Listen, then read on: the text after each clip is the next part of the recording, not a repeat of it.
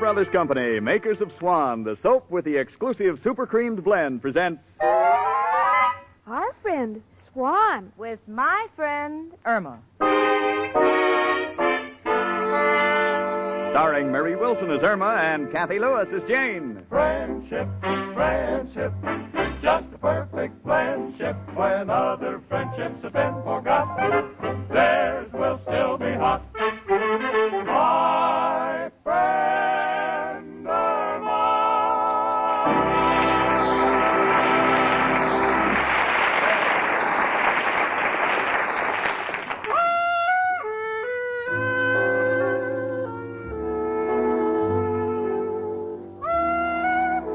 Everybody knows that 2 and 2 make 4. But I have news for you. This does not apply if you happen to live with Irma Peterson. Take the other day, Irma was in the kitchen holding a pan in her hand and doing cartwheels. So I said, honey, what's the idea of doing cartwheels while you hold that pan? Well, the recipe says place ingredients in the pan and keep turning.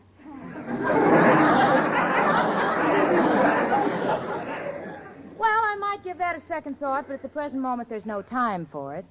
My employer, and incidentally, the guy I love, has just phoned that he's coming over on a matter of great importance, and I can't imagine what it can be. Irma? Yes, Jane? What do you think Richard has on his mind? What's the matter, sweetie? You're crying. He's going to propose. Now I'll be all alone with just Al. I'll have nobody. Honey, don't be ridiculous. Oh, please, Jane, I've seen it coming. The last 2 times Richard was here, he had that dizzy look in his eyes. That was only because you were engaging him in conversation. Irma, I refuse to let your imagination run away with the 2 of us. Now, that must be Richard. Now, don't let him know that we were discussing anything personal. I won't. Okay. Come in. Hello, Jane. Hello, Irma. Hello, Richard. Oh, Richard, we were just talking about you. Oh, me? Oh, it was nothing personal. We were just wondering if you came over to propose. Irma. You know, Richard, you'll make a wonderful father. Irma. Will you please go in the kitchen and dry the dishes? But they're dry. Well, wet them and dry them over. Irma, I have something personal that I'd like to discuss with Jane. Oh, I knew I was right. Something told me. I guess it's my feminine institution. You'll just have to forgive this outburst, Richard. You understand Irma. No, I don't. But then again, who does?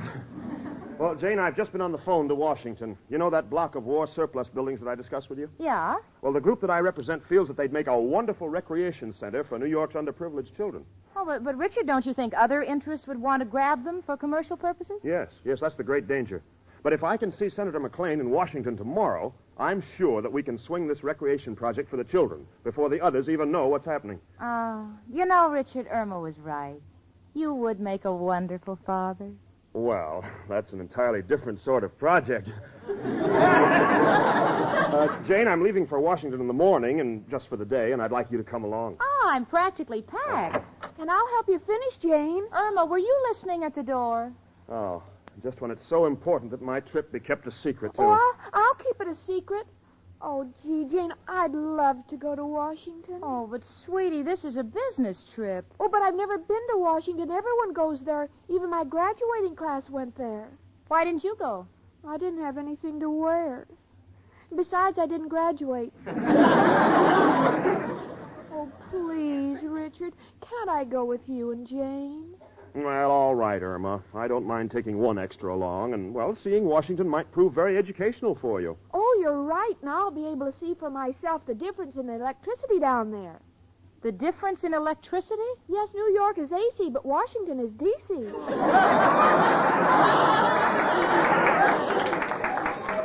Honey, that means District of Columbia. Listen, Irma, I don't mind taking you along, but remember that this matter must be kept an absolute secret. This is what we call top-drawer stuff. Don't worry, I'll pack everything. Jane, will you call American Airlines and then try to get reservations at the Statler Hotel for me? All right, Richard, I will. I'll see you later. Goodbye, girls. Bye, Richard. Goodbye. Oh, Jane, I'm so excited. Well, I'm glad, honey. But remember now, no one is to know that Richard is going to Washington. Oh, just have confidence in me, Jane. I think I'll get out my suitcase and pack.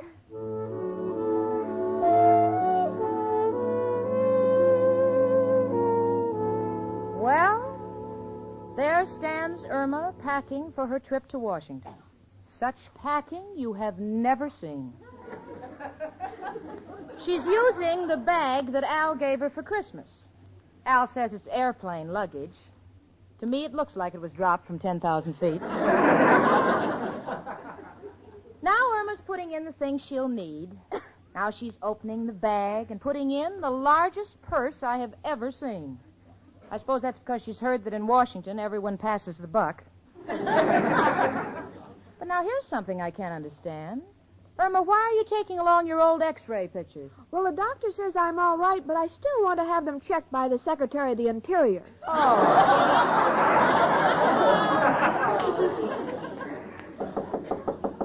Come in. It's only me, Professor Kropotkin. Oh, girls, I'm so shaken. What an experience I just had. What happened? I was standing on the corner and a gas station blew up. So I ran across the street. As soon as I got there, a great big electric sign falls down from the explosion. So I ran across to the other side. I'm no sooner on the sidewalk than one of the gas pumps comes down and just misses my head. So I ran to the next corner. Oh, that's dreadful. Was there a policeman around? Yeah, I got 3 tickets for jaywalking. What a day. Irma, darling, what are you doing with that suitcase? I'm going to Washington with Jane and Richard. Oh, Irma, why must you broadcast everything? Washington. Janie, do you think it'd be possible for me to come along? Oh, well, Professor, this is a business trip, and I'll tell you what's on my mind. As you know, I have slowly been developing a liking for Mrs. O'Reilly. Yes, we know. We're thrilled about it. Yeah, but we still fight day and night. Now, I have heard that a different environment often makes a change in people. So I was thinking, since you're going to Washington, I would take Mrs. O'Reilly along. Of course, I realize the danger. I'm liable to walk her past the Smithsonian Institute, and I'll never see her again. Well, Professor, I can't invite you to join us. You see, Richard's going on a highly confidential type of business, and I just haven't the right to. Oh, I understand, Jenny. Have a nice trip, girls. Mrs. O'Reilly and I can wait. Someday I'll take her to the petrified forest. Maybe there she'll look a little younger. Goodbye.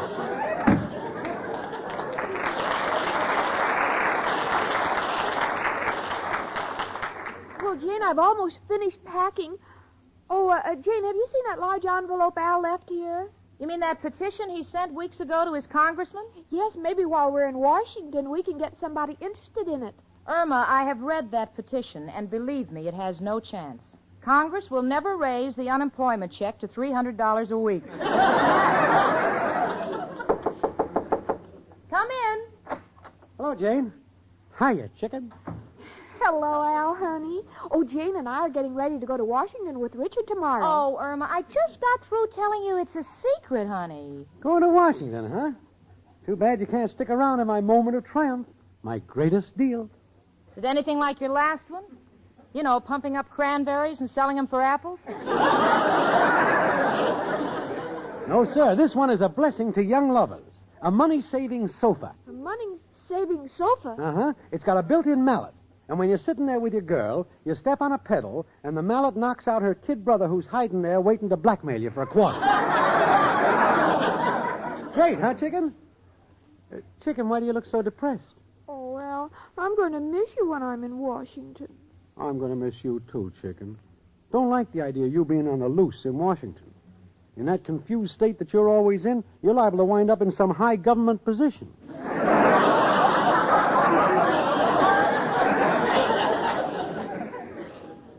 Have a good time if you're not with me. Feel the same way, Chicken. Don't like it when you're away. Too much temptation for a young man when he's alone in this town. Pretty girls giving me the come on. I'm only human. How long can a guy stand in the corner tilting pinball machines? Now listen, the two of you. If all this is for my benefit, you're just wasting your time. This is a business trip, not a convention for the Lonely Hearts Club. Oh, but Jane, we won't be in your way. I know. I'll go with Al, and the professor can take Miss O'Reilly. And we'll meet you when your business is finished. Yeah. Yeah, I don't see anything wrong with that. Richard always stops at the Statler in Washington. You can meet us there at 5. That's the spirit, Jane. And Irma, since I'm your escort, I want one thing understood. What, Al? As long as I'm taking you, I insist on paying my own way. Irma, do you ever get the feeling that you're running around with Diamond Jim Brady? Oh, Jane, you just don't see Al the way I do. I know he has no money or job or future, but I think for a failure he's very successful. Thank you, chicken. Well, I'll break the good news to the professor, and I better start packing. What am I talking about packing? Everything I own, I'm wearing. Well, so long, chicken. See you later. Oh, Al, aren't you going to kiss me? Okay, chicken. Here. Al, why do you always glance from side to side while you're kissing me? An old movie habit. Keep looking around for the usher. See you later, chicken. Oh, gee, Jane, you're making so many people happy with this trip. Thanks, sweetie. But remember now, you're the only one who knows why Richard's going to Washington. And if anybody finds out, those kids will never have a recreation center. Oh, please, Jane, I won't say anything. You yourself have often said when I open my mouth, nothing comes out. Yeah. All right, honey. I'll pack as soon as I get back from the beauty parlor. I better hurry. See you, honey. Hello? Hello, my name is Stanley Adams of the International Press. I understand this is the home of Richard Rhinelander's secretary. Are you she? She? No, I'm not she. This is me. Irma Peterson. Oh, well, could I speak to Miss Stacy? Well, she just went out. Why don't you call when we come back from Washington? Oh, so you're going to Washington. With Mr. Rhinelander, I suppose? Look, don't pump me, because I'm not going to tell you about Senator McLean and the underprivileged children. Well, I guess there's nothing more to be said. Got to make the 9 o'clock edition. Goodbye. Goodbye. You'll have to get up early in the morning to fool me, and even then I'm not awake.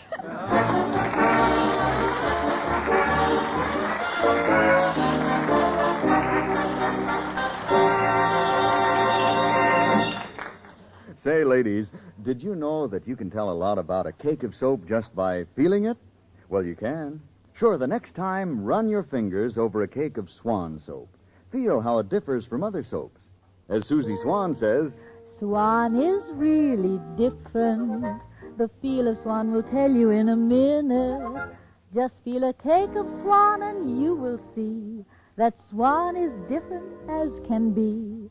The reason, friend, it's super cream blend, says Susie. yes, ladies, Swan is the only soap that can give you this exclusive super creamed blend for your complexion care. And when you use Swan, you can tell there's a difference just by feeling that firm white cake. It feels smoother. And when you wash your face, when you smooth that luxurious Swan lather on your skin, you'll see that it feels different, too. Swan lather feels richer, creamier. Swan lather does an extra mild, extra thorough cleansing job on your skin. Yes, thanks to Swan's super creamed blend, Swan cleanses so gently, then rinses away so completely, your face looks smoother, fresher, younger. It's true, ladies, the Swan look is a young look.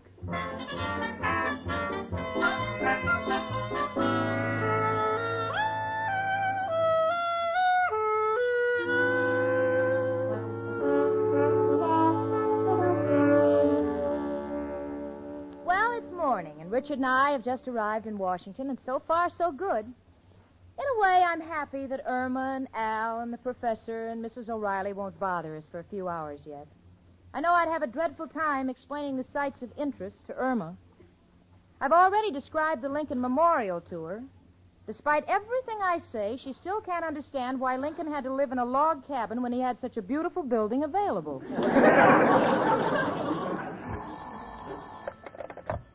Hello. Yes? Well, my name is Miss Stacy. Yes, I'm Mr. Rhinelander's secretary. We're trying to contact Senator McLean. Oh. Well, I'll try again. No luck, Jane? Same story, Richard. I don't know what to think. Say, do you suppose someone else might have gotten to the senator before us? Oh, no, Richard, I don't see how. Irma's the only one who knows anything about it, and I'm sure she's kept it a secret. That is, I'm as sure as you ever can be about Irma. I wonder who that could be. Come in. Oh, no. It's the four of you. Yes, it's us, Jane. Hello, Jamie. Hiya, Rich. Hello, Al. Hello, folks. I thought you weren't to join us until 5 o'clock. Oh, but you didn't say a.m. or p.m., and we didn't want to be late. Are you angry, Jane? Oh, no, honey, but Richard can't contact Senator McLean. Irma, are you sure you didn't tell anyone? Oh, you know me better than that. Well, there's one more contact I can try. A friend of my father's. I'll be back soon, Jane. Oh, Jane, we've been having such fun visiting the places of interest. Yeah, but not having much luck. Walked around the Mint 4 times. The windows were open, but the wind was blowing the wrong way. That's too bad, Al, and you couldn't get any samples. Just one of them breaks. Tell me, Jane, is Richard really having trouble contacting the senator? Oh, he's tried everything. Well, when you're in a spot like this, there's only one man to call. Who, Al? Who else but... Hello, Joe. Al. Yeah, heard you were in Washington. How'd you do? No luck, huh? They won't make hijacking legal. Oh, Al, stop wasting time. Hold it, Jane. Never can tell. Joe got a problem. Want to contact a senator. Now, who of the Washington senators do you know? Who? Plays second base. No, Joe. Not them senators. The kind that don't play ball. You know a Senator McLean? Oh, you don't? What's your hurry, Joe? You got a pose for the government? Oh, they're taking your fingerprints. Well, thanks for trying, Joe. Goodbye. You don't have to tell us, Al. We'll just wait and see what Richard accomplishes. Have some candy, Mrs. O'Reilly? Oh, thank you, Janie. This has been such a delightful trip. The professor's been so flattering. He keeps admiring me dress. Oh. Well, it is unusual. Thank you. It was my grandmother's wedding gown. It's what they call colonial style. Yes, and there's room enough in the back for Benjamin Franklin to fly his kite. Oh, isn't he the kidder? When we were at the statue of George Washington, the guide said, "This is the father of our country." And the professor pointed to me and said, "Meet his mother."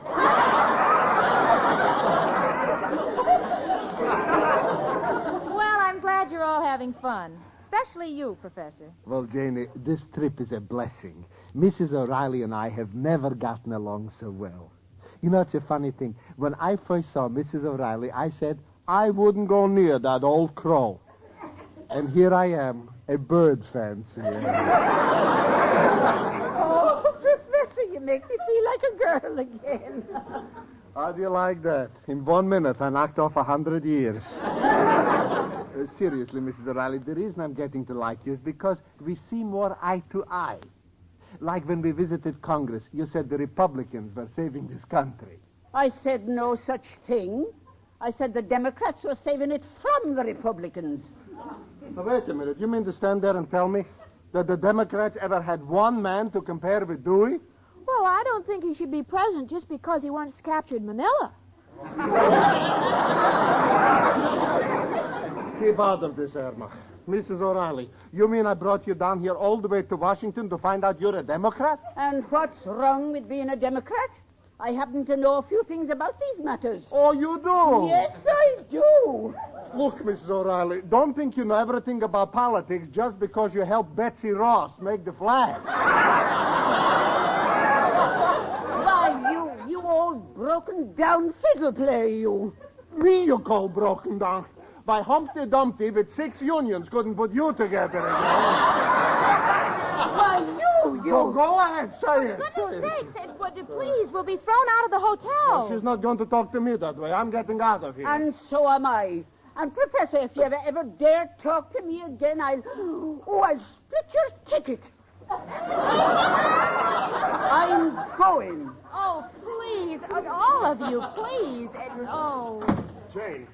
Richard, you're white. What's wrong? Look at this newspaper headline. Let me see it. Richard Rhinelander arrived in Washington to negotiate for purchase of a group of war surplus buildings. Oh, how awful.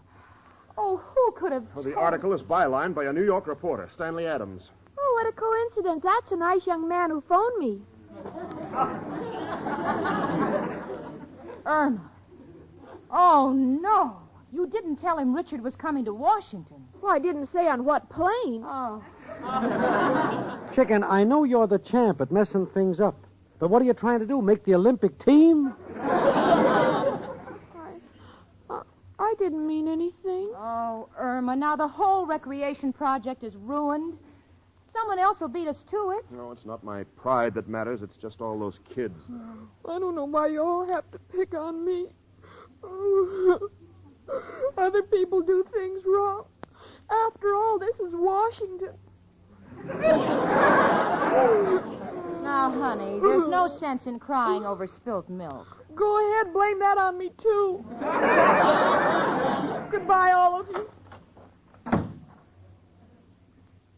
I think I'd better go after her. If she ever gets in that Pentagon building, she'll be 60 years old before we find her. No, Al, let her walk it off. She'll feel better. Well, I guess we can catch the next train. There's no sense in trying to see the senator now.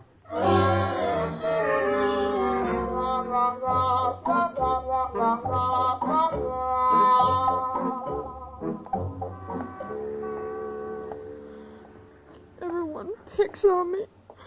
My best friends, even Al. Wait until the next time he wants a dance or a date. I'll say, listen, you, I'm through, and it won't do you any good to come crawling to me on your knees. Lady, can I help it if I'm short? Sorry,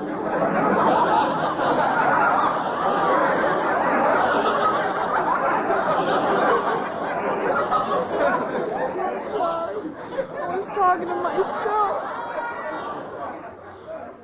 Oh, what's this place? The Ford Theater. Oh, mister, Yes, miss? what's playing here? Playing. Madam, this is the Ford Theater. It's now a national museum. Here is where Lincoln was shot by John Wilkes Booth. Now, would you like to go in? No, thank you. I'd rather wait until the picture changes.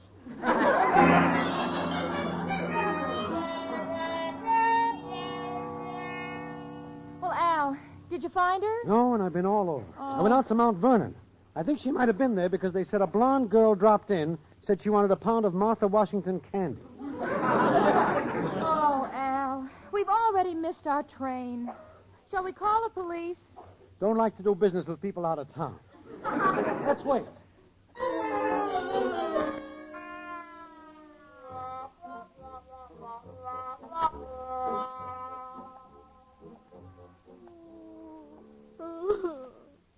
What's the matter, lady? Are you lost? No, I just want to sit here and think about what I've done to those poor children. Well, how many children have you? Thousands. What? And they're underprivileged. I mean, they're not mine. What's the difference? Pardon me, officer. Oh, good afternoon, Senator. I was sitting on the next bench. I couldn't help but overhear the young lady. Well, she doesn't make much sense to me. Maybe you better talk to her. Good day, Senator. Good day. May I sit down, miss? If you want to. Say, did that office call you, Senator? That's right. Well, what are you doing here? Why, I like it here. It's my only chance to get away from people who keep pestering me for their own selfish wants. Have you ever been to Washington before, miss? No. What have you seen so far? Well, I saw the theater where Lincoln drove his Ford into a booth. I beg your pardon? Well, what's the difference? You wouldn't like the picture. Then I went out to Mount Vernon. Yes? They don't have any candy. I beg your pardon? Oh, and I saw Washington's monument. Quite high, isn't it? Yes, I wonder how he got down when he finished it. Just a moment, miss. I've never run into anyone quite, well, I start slowly. Now, where are you from? My home is in New York. I don't think I can give you my name or phone number because I'm going around with Al. Al? Yes. I'm angry at him. You see, I came down here with Richard Rhinelander about some underprivileged children. Richard Rhinelander? Yes, Senator. Oh, I'm sorry. I didn't mean to call you by your first name. But, gosh, it's so nice of you to talk to me like this. I miss my mother and father so. Well, are they dead? No, they're married. Well, I better be running along, sir. Goodbye.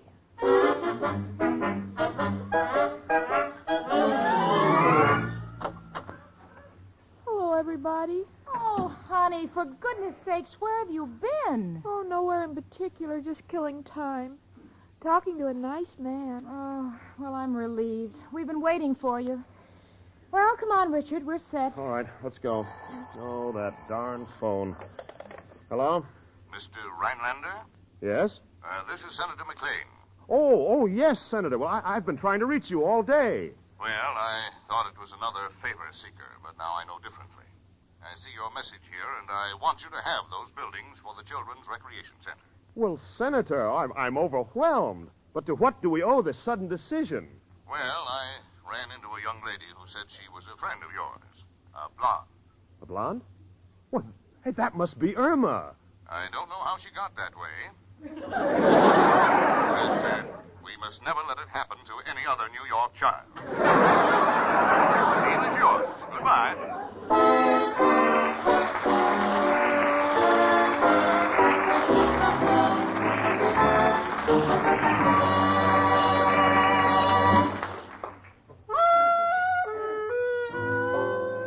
Last night I found Irma putting all our bars of Swan soap in the sewing basket. Well, naturally, I was curious, so I said, "Why, honey?" And Irma said, "Well, you see, Jane, spring is coming. Maybe the swan wants to make a nest." Well, Irma, you certainly take good care of your swan soap. And why not? Swan takes good care of you, too. Sure, Swan likes nothing better than to give you a wonderful complexion care. And, ladies, that's just what you get when you wash your face with Swan. Because Swan and Swan alone has that exclusive super creamed blend. Why, even the way a cake of Swan feels tells you it differs from other soaps. Swan has an extra smoothness you can actually feel in the cake itself. And when you smooth Swan's soft, creamy lather on your face, you can feel a difference in the lather, too. It feels richer, creamier. And then when you're through washing your face, your mirror will show you what Swan Super Creamed Blend does for your skin. It looks softer, smoother, younger. No wonder the Swan look is a young look.